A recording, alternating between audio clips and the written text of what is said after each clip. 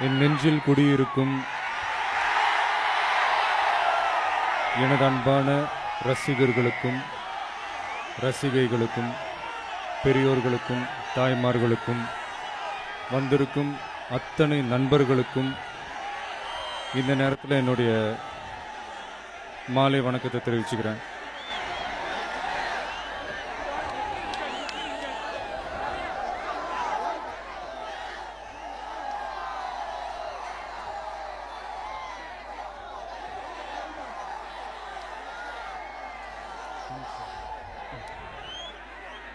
பொள்ளாச்சியிலிருந்து Velayutham shooting முடிச்சுட்டு உங்கள் எல்லாரையும் பார்க்கணுன்ற ஆசையில் இங்கே நான் வந்திருக்கேன்.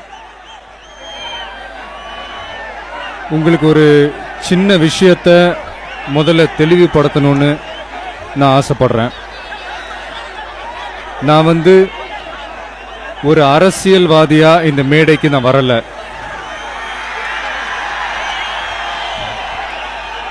ஒரு தமிழனா தமிழ் மீனவர்களை தாக்கப்படுறதையும் கொல்லப்படுறதையும் தாங்க முடியாம அதுக்கு கண்டனம் தெரிவிக்க வந்திருக்கேன். நம்ம குடும்பத்துல ஒரு அண்ணனை கொன்னுட்டா தம்பி எவ்வளவு வேகமா இருப்பானோ, ஒரு தம்பியை கொன்னுட்டா அண்ணன் என்ன கோவப்படுவானோ, ஒரு தாய் கண்ணீர் விட்டு அழும்போது அந்த மகன் என்ன வேதனைப்படுவானோ, அந்த வேதனையோட நான் வந்திருக்கேன். ஒரு தமிழன் தாக்கப்பட்டிருக்கும் போது தட்டி கேட்கிற ஒரு தமிழனாய் ஒரு சமூக உணர்வோட வந்திருக்கேன். தயவு செஞ்சு இந்த உணர்வுக்கு யாரும் அரசியல் சாயம் பூச வேணாம். இது நம்ம மக்கள் இயக்கத்தினுடைய முதல் பொதுக்கூட்டம்.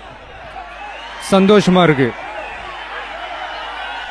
முதல் பொதுக்கூட்டமே ஒரு முக்கியமான குறிக்கோளுக்கு நடக்கிறத நினைச்சு பார்க்கும்போது ரொம்ப சந்தோஷமா இருக்கு. இந்த முழு ஏற்பாடையும் செஞ்ச நாகை மாவட்ட தலைவர் திரு சுகுமார் அவர்களுக்கும் அவருக்கு ஹெல்ப் பண்ண அத்தனை நண்பர்களுக்கும் பக்கத்து மாவட்ட தலைவர் அவர்களுக்கும் தமிழகம் முழுவதும் மாவட்ட நகர ஒன்றியங்களிலிருந்து கடலென திரண்டு வந்திருக்கும் உங்கள் அத்தனை பேருக்கும் இந்த நேரத்தில் என்னுடைய நன்றியை தெரிவிச்சுக்கிறேன்.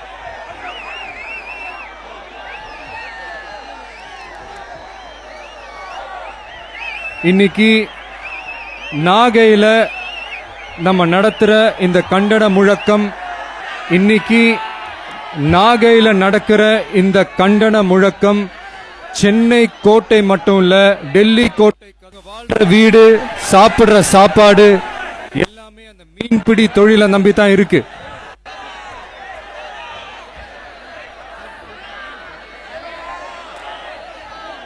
நித்திய கண்டம் பூரண ஆயுசுன்னு சொல்ற மாதிரி வச்சு இந்த தொழிலை செஞ்சுக்கிட்டு இருக்காங்க. அவங்கள பொறுத்த வரைக்கும்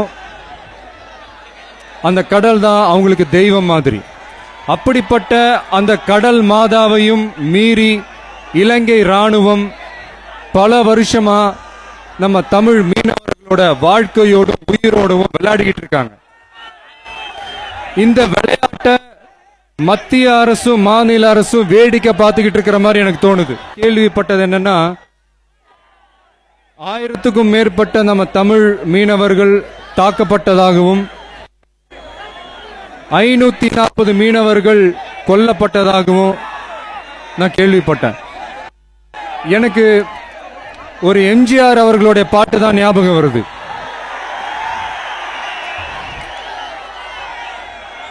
தரைமேல் பிறக்க வைத்தான், எங்களை தண்ணீரில் பிழைக்க வைத்தான். கழுத்துல கைத்த கட்டி போட்ல இழுத்துக்கிட்டு போய் கொன்னு பிணத்தை கடலை தூக்கி வீசி எறிஞ்சிருக்காங்க. இவங்கெல்லாம் மனிதர்களா இல்ல அரக்கர்களான்னு எனக்கு தெரியல. இவ்வளவு நடந்தும் மத்திய மாநில அரசு ஏன் நடவடிக்கை எடுக்காம இருக்காங்கன்றது எனக்கு புரியல.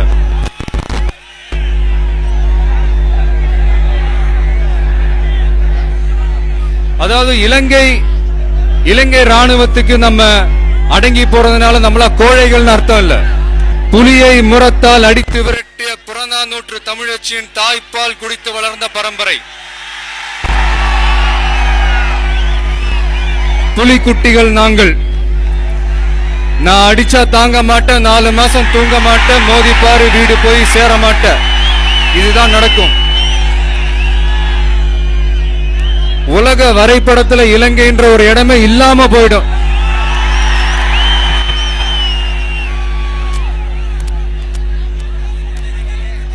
பக்கத்து வீட்டுக்காரனாச்சே எந்த பிரச்சனையும் வானான்னு அடங்கி இருக்கும். எங்க பொறுமையை சோதிச்சிடாதீங்க.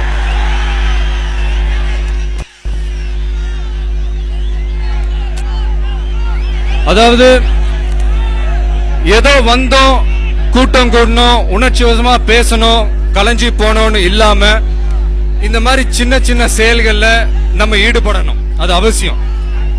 நான் ஒரு சின்ன ரிக்வெஸ்ட் உங்க எல்லார்கிட்டையும் கேட்டுக்கிறேன். இது நான் முன்னாடியே சொன்னதுதான். இந்த மீனவர்களுடைய பிரச்சனையை குறித்து மாநில அரசுக்கும் மத்திய அரசுக்கும் தந்தி அனுப்புங்க. நீங்க நாளை காலையில அனுப்ப போற ஆயிரக்கணக்கான லட்சக்கணக்கான தந்திகள் பிரதம மந்திரியின் வீட்டு கதவையும் தமிழக முதல்வரின் வீட்டு கதவையும் தட்டட்டும்.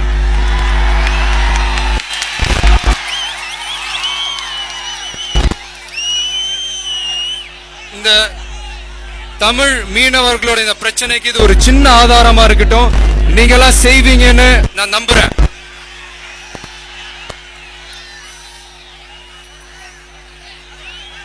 அதாவது சின்ன வயசுலயே மீனவ நண்பன் படம் பார்த்திருக்கேன். அதனால என்னமோ தெரியல உங்க எல்லாரும் எனக்கு ரொம்ப பிடிக்கும். ஒன்னே ஒண்ணு மட்டும் நான் சொல்றேன். உங்க மேல விழுற ஒவ்வொரு அடியும் என் மேல விழுற அடியா நினைச்சு உங்களுக்காக நான் போராடுவேன்.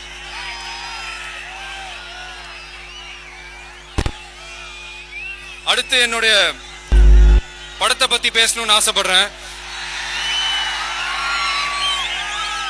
காவலன் படத்தை பெரிய வெற்றி படமாக்கி உங்க எல்லாருக்கும் நன்றி.